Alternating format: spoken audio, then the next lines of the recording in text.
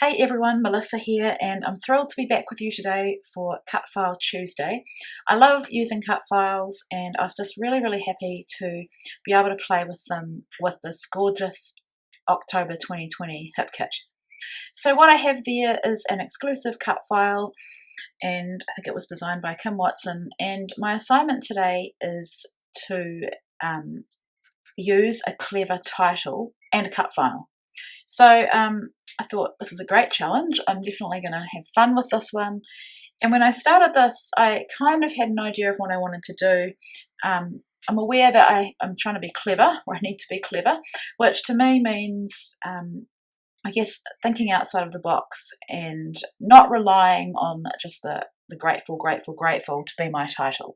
So as you watch this come together, you'll see how I integrate the cut file title with some other elements from the beautiful kits to be able to make a clever title.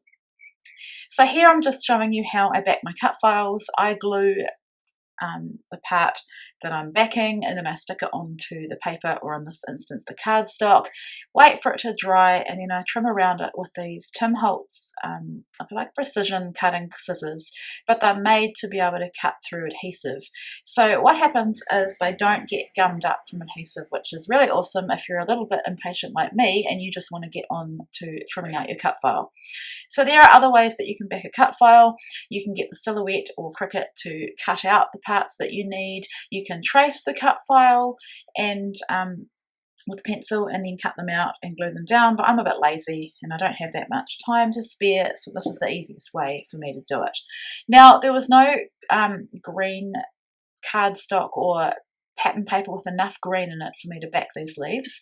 I did think about leaving them, but then I thought, no, why don't I just make my own paper? So I just got my watercolors, and I was trying to match the die cuts in that pack from Pebbles just above there, but I ended up not going as dark, and I love how this colour turns out anyway. It's perfectly fine. So looks like a hot mess, I know. I'm not worried about it because I'm only using it in small parts anyway, just getting my heat gun and drying it off. And yeah, it doesn't look great, but like I say, when you see it, and you'll see me back some of the leaves soon, you won't be able to see how streaky or messy my watercolouring was. And part of that reason is my kids take all of my brushes, and I'm just left with, in this instance, one little brush. So I made this when they were asleep, so rather than go into my daughter's room and try and find my brush, I just worked with what I had. So I'm using craft cardstock. I'm loving craft at the moment. It was tempting to use white cardstock for this layout. It was also tempting to cut my cut file in white cardstock because that's something I would normally do, but I decided to push myself and use that dark navy blue, and I think it's quite striking on the craft background. But in order to do a little bit of mixed media with the colour kit, I'm just wanting to add some gesso, and I'm just using my finger to get it more imperfect and to avoid brush strokes. And bearing in mind I've only got that little brush, although I have got this other tool that I probably could have used. But anyway, I like the look of this and I like how it's imperfect.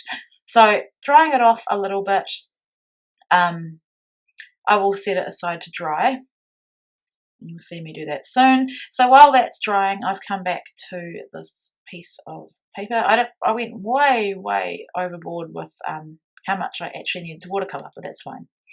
So here I'm doing the same thing that I did with the cardstock. I'm just cutting small pieces of that paper that I've made, gluing them down, and then here, obviously not waiting at all, going ahead and trimming out the excess. So as you can see, you can't tell that my paper is painted in a streaky kind of way. It looks fine. I think it looks more realistic for a leaf anyway, to not be perfectly one colour.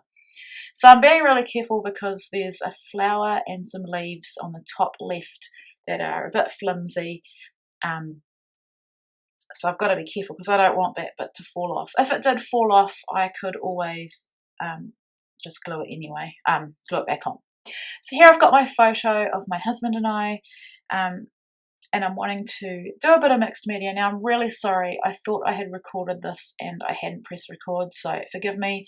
All I did was the packaging technique with two of those Magicals. The ones I used, let me just have a look, were the Marigold Yellow Orange and the Red Hot Poker Orange. I did the packaging technique with them, and then I did some splatters with Autumn Maple Crimson, and I kept that one quite concentrated to get darker splatters. So here I'm now adding some dimensional adhesive behind the entire cut file. I could have used craft foam, but because I have used my craft knife to trim out the inner parts of the grateful word, it was just easier to use these ones. And I know that these ones will hold really well because they're made exactly for that purpose. So a little bit about the photo. It's my husband and I at, my brother-in-law had terminal cancer and he lost his battle last October. He nearly got to a year from diagnosis. It was devastating for our family, but he made the most of his final year and he did a lot for our country here in New Zealand with lobbying the government to get a cancer agency. That's a whole other story though. That this photo was taken at his last public event called his Final Farewell, and it was pretty sad, but it was also a celebration of his life while he was still able to celebrate. It was a really special night and we had this photo, and so I definitely wanted to scrap it. I'm making an album about him and his last year of life. It's from the perspective of my family, like my immediate family, so there's a lot more stories about, I guess, our family and as well as him, but mostly from our family, if that makes sense. So here I'm just taking all these off now, sped it up because, you know, you don't want to watch it. It's like watching paint dry, watching me pull off all those backing pieces, and I'm just wanting to make sure I've got enough room for my photo. And I didn't want to cover up that beautiful little orange flower, but in the end I had to. And I didn't want to make this cut file too small either. So I put a pop dot behind and liquid adhesive, and I didn't take the backing of these top pieces of the cut file. I didn't take the little adhesive backing off the foam dots until I was certain of where I wanted to put them. So that kind of took the pressure off me of having to stick everything down at once. So I'm sorry about the glare on my photo, it's just because I'm filming this at night. Now for the clever title. So grateful, grateful, grateful. I decided to cover up some of the grateful and only have one of the grateful really showing. I mean, you can still see that it says grateful. So I got some of the elements. I've got one of the Simple Stories foam words there that says thankful, and another one that says blessed. And I'm just going to put these in a position where I want to make sure the bottom grateful is seen. So the title at the moment is Thankful, Blessed, and then I've got an ampersand from the letter stickers, the black ones. So the title is Thankful, Blessed and Grateful, and then I got the words for you from these Pebbles puffy gold word phrase stickers. So yeah, my title is Thankful, Blessed and Grateful for You. So I hope that's a clever title. I think it's clever. I think I'm clever. I don't always think I'm clever, but in this instance I think I'm clever because I have mixed several of the elements to make my title and incorporated the cut file. So just messing around here with that ampersand. I did have to add some liquid adhesive to make sure it stuck, and I just used a bit of just some off-cut paper to remove the liquid adhesive from around that ampersand because it's quite small. So now on to my favourite part, which is embellishing. I just showed you my little tip there. So when you take these things out of their packets, if they're clear on clear backing, you can just staple them down to the packaging so that you know where they came from. So I'm just adding a heart. I'm adding a couple of phrases from that Pebbles phrase black and white set. These are very, very horrible to force myself to use them. I know that sounds ridiculous, but most of you that craft all the time, you know what I mean.